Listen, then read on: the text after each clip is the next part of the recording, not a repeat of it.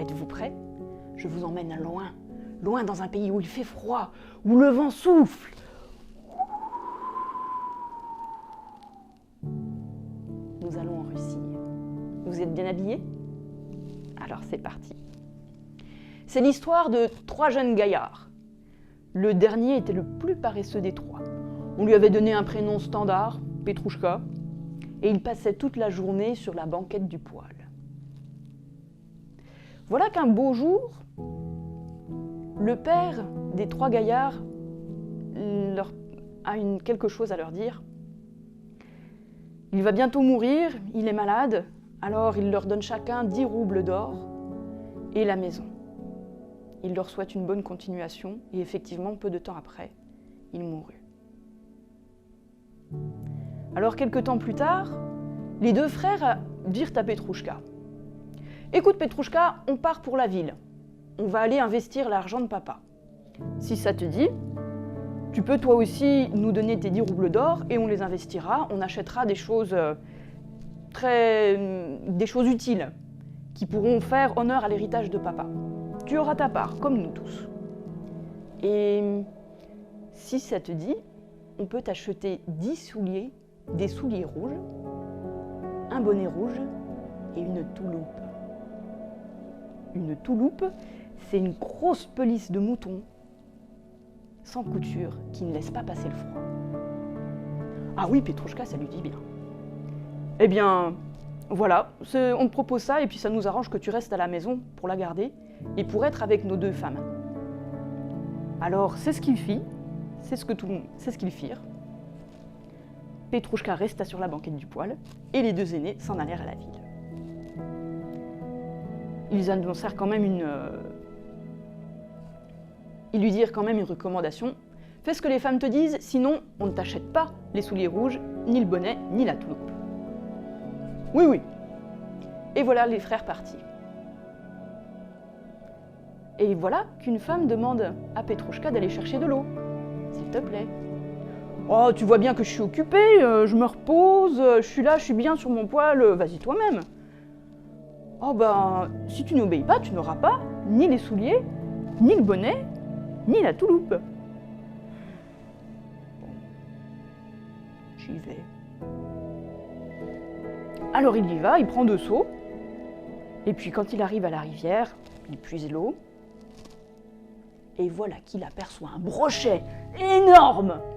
Et alors, eh ben, contrairement à sa réputation de paresseux, il se saisit du brochet, il le monta sur la rive, et voilà que le brochet gigotait sur la rive. Hé, Petrouchka, remets-moi à l'eau s'il te plaît. Oh ben non, tu vas nous faire un bon repas avec des bonnes patates, ça va être bon. Oh non, Petrouchka, je t'assure que je peux te donner quelque chose de bien mieux qu'un repas. Quelque chose de mieux qu'un repas? Ah ben ça, je voudrais voir ça.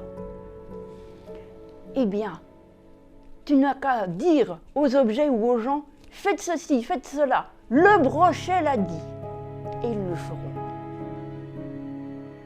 Ouais, je veux bien voir ça d'abord, avant de te jeter à l'eau. Et il demande au seau: Seau, jetez-vous à l'eau, puisez de l'eau, et allez rentrer à la maison. Le brochet l'a dit. Et c'est ce que firent les seaux. Les seaux se remplirent jusqu'à ras-bord tout seuls, ils se soulevèrent au-dessus de la tête, au-dessus de la terre, et ils s'en allèrent à la maison. Ah ben ça, Petrouchka était épaté. Alors il remit le brochet à l'eau, et il suivit les seaux. Les seaux ouvrirent la porte, normal. Les seaux entrèrent dans la maison et allèrent se vider dans le chaudron, dans la marmite à cuisiner. Les femmes étaient ébobillées. Ah bah alors, Petrouchka, est-ce que tu irais nous couper du bois? Oh, j'ai envie de me reposer, hein. Attention, Petrouchka, si tu ne le fais pas, ni souliers, ni bonnet, ni touloupe. Bon. Scie, va couper du bois. Bûche, allez vous ranger dans le poêle. Le brochet l'a dit. Et c'est ce que fit la scie, et c'est ce que firent les bûches. La scie se souleva, alla ouvrir la porte, alla scier le bois, on entendit pendant 1 heure. Zzz, zzz, zzz, zzz, zzz. Et les bûches, à la fin, ouvrirent la porte et revinrent se ranger au rang, comme des petites fourmis. Elles vinrent se ranger à côté du poêle. Et la scie referma la porte derrière elle. Ah ben ça. Ben maintenant, Petrouchka, on n'a plus de bois du tout. Il faut retourner en couper. Ah non, dit Petrouchka, oh non, j'ai assez fait pour la journée là. Vous avez vu, c'est fatigant, hein. Ah Petrouchka, si tu ne fais pas ce qu'on te dit, pas de bonnet, pas de souliers, pas de touloupe.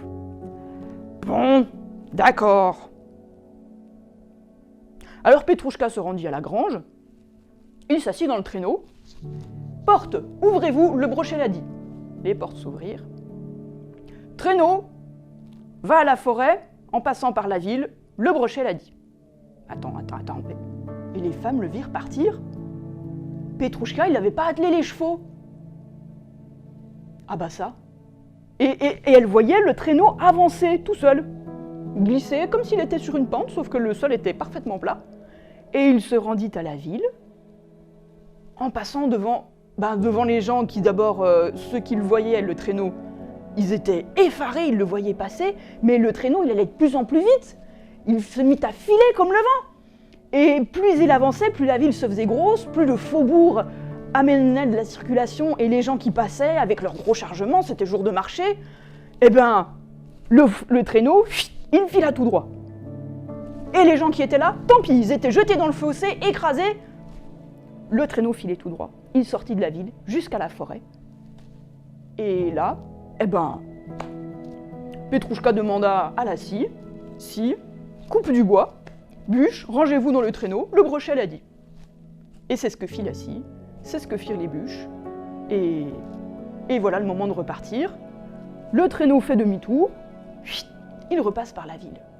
Et voilà les gens qui étaient là, qui attendaient de pied ferme avec des bâtons, qui avaient mis une charrette là devant pour que le traîneau ne puisse pas passer. Eh bien, le traîneau fila tout droit, bouscula les gens, fit sauter la charrette et s'en alla continuer son chemin, jusqu'à la maison. Alors là, les gens, ils étaient en colère. Ils allèrent tout raconter au maire, et le maire le fit remonter au tsar. Quand le tsar entendit ça, alors là, une charrette qui avance sans chevaux, il avait envie de voir ça, alors il envoya son ambassadeur, et son ambassadeur mit le courbette devant Petrouchka. Petrouchka, sa seigneurie le tsar demande à vous voir. Waouh. Rien que ça. Alors Petrouchka dit « Oui, je viendrai. Vous pouvez disposer. »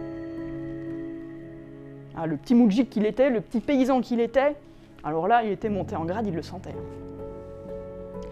Il laissa l'ambassadeur partir et il demanda au poêle. « Poêle, détache-toi de la maison et emmène-moi à la cour du tsar, le brochet l'a dit. » Et clop, clip, clap, clip, clop, le chaudron se déplaça, s'arracha de la maison et se rendit à la cour du tsar. Il y avait là un festin qui était dressé, un festin qui avait été préparé pour Petrouchka, et lui, il ne quitta pas le poêle et il profita du dîner sur le poêle. Alors, pendant le repas, le tsar essaye bien de demander à Petrouchka, habilement, comment il faisait pour faire avancer une charrette sans chevaux. Eh bien, il n'arriva pas à lui faire tourner les verres du nez. Et en plus, il voyait bien que sa fille, la princesse, regardait attentivement, faisait des œillades à Petrouchka. En fait, Petrouchka avait dit « Faites que la princesse tombe amoureuse de moi, le brochet l'a dit. » Alors là, la tsarine, la belle princesse, elle était tombée amoureuse, effectivement. À cause du brochet, pas à cause du brochet, on ne saura pas. Mais le tsar, lui, avait bien vu que sa fille lui faisait des œillades, et alors il en était furieux. Eh bien, puisque c'est comme ça, il fit boire Petrouchka jusqu'à la fin du repas, Et à la fin, il ordonna que et Petrouchka et la princesse soient mis dans un tonneau et jetés à la mer. Ainsi fut fait. Et lorsque Petrouchka se réveilla, ils étaient tous les deux dans un tonneau à la mer. Ce que fit Petrouchka, oh, au début, sa réaction, ça a été « Bon, on est bien là, on est au chaud !» Mais la princesse était paniquée. « Petrouchka, s'il te plaît, fais quelque chose !» Bon. Tonneau, dépose-toi sur une rive hospitalière et ouvre-toi délicatement. Le brochet l'a dit. Et c'est ce que fit le tonneau.